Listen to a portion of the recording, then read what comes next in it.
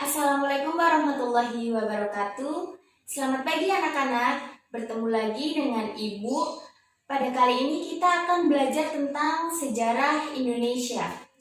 Meskipun pembelajarannya kita lakukan secara daring, tetapi Ibu harap kalian untuk tetap semangat untuk belajar sejarah, guna untuk meningkatkan pengetahuan kalian tentang sejarah. Sebelumnya, Ibu ingin beritahukan untuk absennya, kalian bisa menuliskan komentar di YouTube channel Ibu dengan menulis nama dan juga nomor absen. Pada kesempatan kali ini, kita akan belajar tentang strategi perlawanan bangsa Indonesia melawan penjajahan bangsa Eropa sampai awal abad ke-20. Kalian pasti penasaran kan? Untuk itu, mari kita simak penjelasan berikut ini. Strategi perlawanan bangsa Indonesia terhadap penjajahan bangsa Eropa sampai abad ke-20. Yang pertama akan kita pelajari yaitu perlawanan fisik bangsa Indonesia terhadap penjajahan bangsa Barat. 1. Perlawanan rakyat Demak terhadap Portugis. Jadi pada tahun 1513, Demak melakukan penyerangan terhadap Portugis di Malaka dengan bantuan kerajaan Aceh.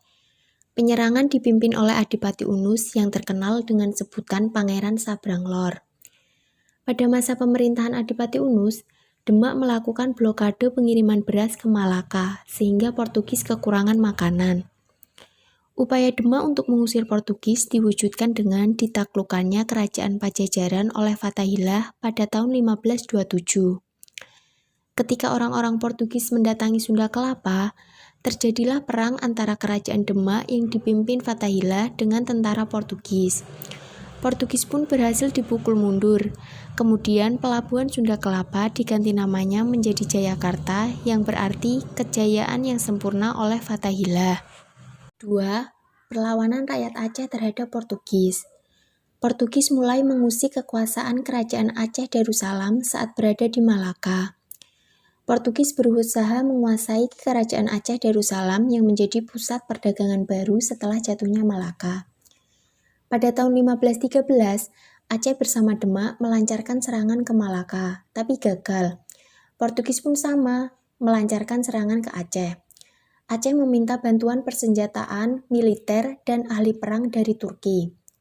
Dan bantuan dipenuhi oleh Turki pada tahun 1567. Setelah bantuan dari Turki datang, pada tahun 1568, Aceh bersama Turki menyerang Portugis di Malaka.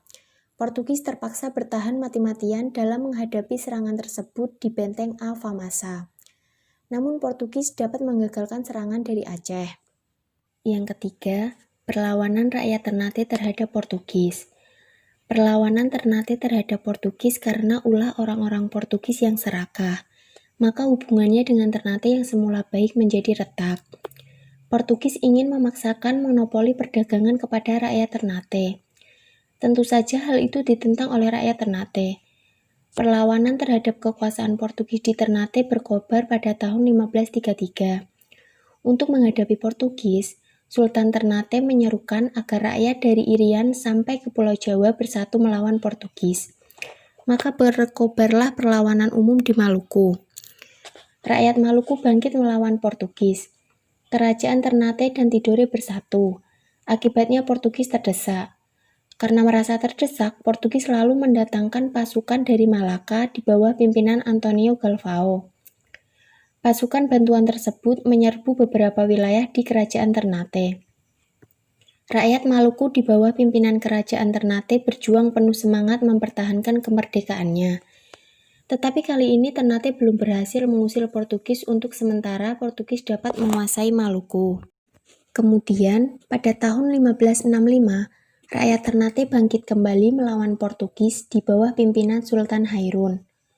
Portugis hampir terdesak, tetapi kemudian melakukan tindakan licik. Sultan Hairun diajak berunding dan diundang agar datang ke benteng Portugis. Dengan jiwa kesatria dan tanpa perasaan curiga, Sultan memenuhi undangan Portugis. Tetapi apa yang terjadi? Setiba di benteng Portugis, Sultan Hairun dibunuh. Peristiwa itu membangkitkan kemarahan rakyat Maluku. perlawanan umum berkobar lagi di bawah pimpinan Sultan Ba'abullah sebagai pengganti Sultan Hairun. Pada tahun 1574, benteng Portugis dapat direbut oleh Ternate. Dengan demikian, rakyat Ternate berhasil mempertahankan kemerdekaannya dari penjajahan Portugis. Selanjutnya yang keempat, perlawanan Keraton Yogyakarta terhadap penjajahan bangsa Inggris.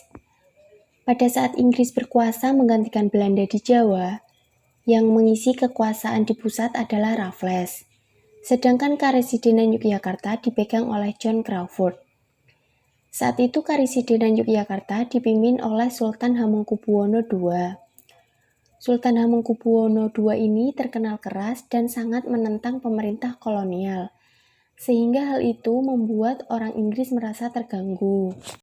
Nah, sementara itu, Sunan Pakubuwono IV dari Surakarta mengusulkan kerjasama untuk melawan Inggris, dan bila berhasil akan membagi dua wilayah yang telah dirampas oleh orang Eropa.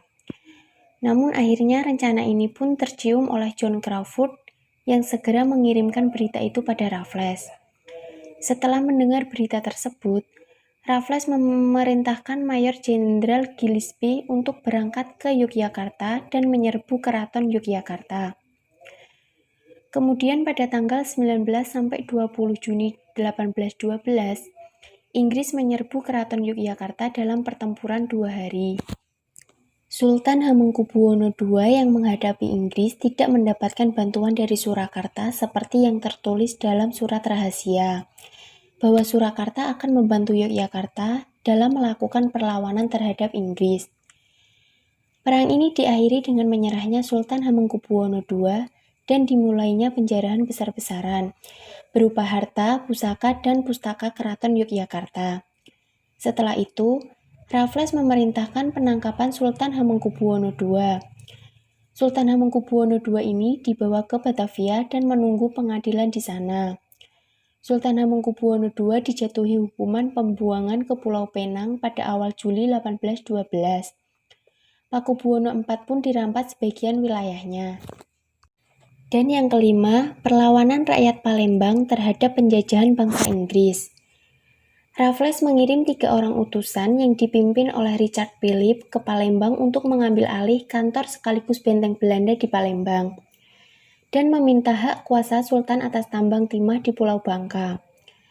Sultan Mahmud Badarudin II menolak permintaan itu dengan merujuk pada surat Raffles sebelumnya bahwa kalau Belanda berhasil diusir, Palembang akan menjadi kesultanan yang merdeka.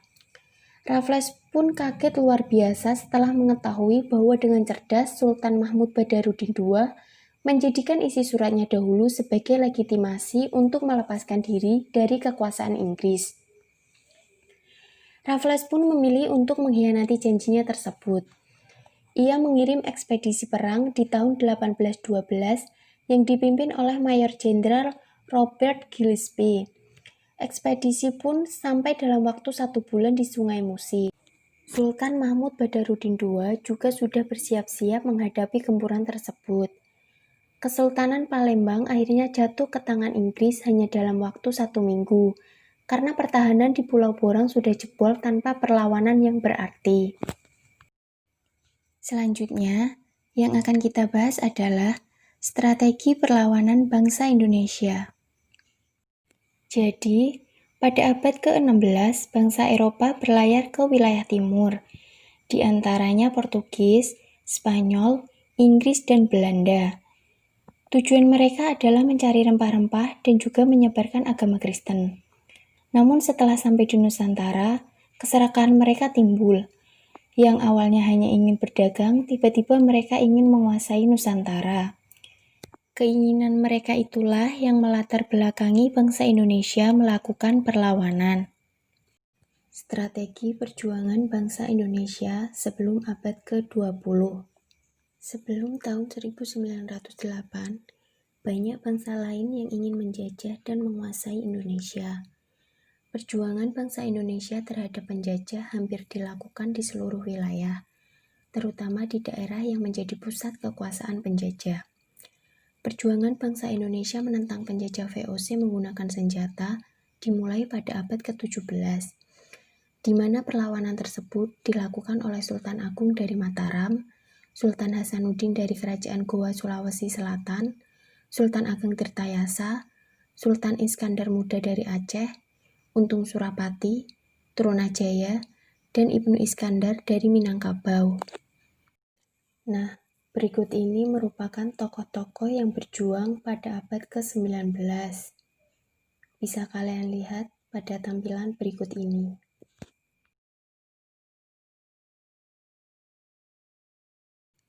Berbagai perlawanan rakyat Indonesia yang terjadi sebelum abad ke-20 masih dalam batas-batas wilayah yang sempit dan parsial. Akibatnya, perlawanan-perlawanan tersebut dapat diredam oleh kekuatan penjajah yang sudah menguasai secara nasional di Indonesia.